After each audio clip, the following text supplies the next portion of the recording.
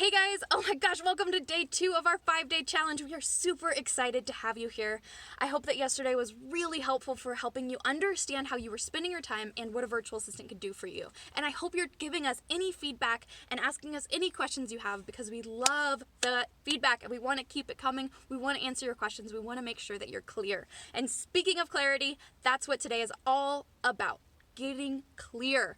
So we're going to talk about the top things that you can eliminate, because this isn't just about delegation, this is about time wealth. So the top things you can eliminate, and then the top things that you can delegate. And we're going to deep dive into that. We're going to talk about the time that it spends to do each one, and then we're going to talk about your newfound time wealth and what you're going to do with that. It's all in the packet that's right below. And then the next step is actually looking at the preferences that you have for a virtual assistant. What are your non-negotiables? What are you flexible about? What are you looking for in a virtual assistant? And getting clear about these things will actually help cross-examine the websites that we're going to give you tomorrow during the hiring process. So make sure you're being as specific as possible and you're only checking one box in the list. And these things will cover things like language, location, experience, reviews, availability, and a ton more. So look in depth, check off what is most important for you for the most important tasks that you have to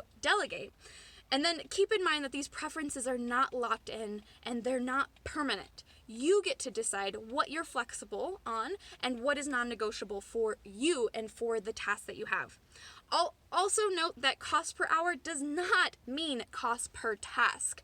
So sometimes hiring somebody at $5 an hour is great, but sometimes they'll take 10 times as much as hiring somebody for $20 an hour, and it'll end up costing a lot more to do that task because you hired somebody that's way low per hour. So keep that in mind. This can also sometimes be offset by really clear communication and creating processes that work, which I will teach you in the course if you decide to take it. Also note that the lower cost per hour the person is, will generally mean that they are international and they probably won't specialize in anything, which is great for certain things like them working while you're asleep and for doing very specific tasks that are easily delegated and easily explained, that have clear expectations and clear deadlines. And so that can be great, but also keep that in mind when looking at that cost per hour. You get to decide what's right for you and what's right for your most important tasks.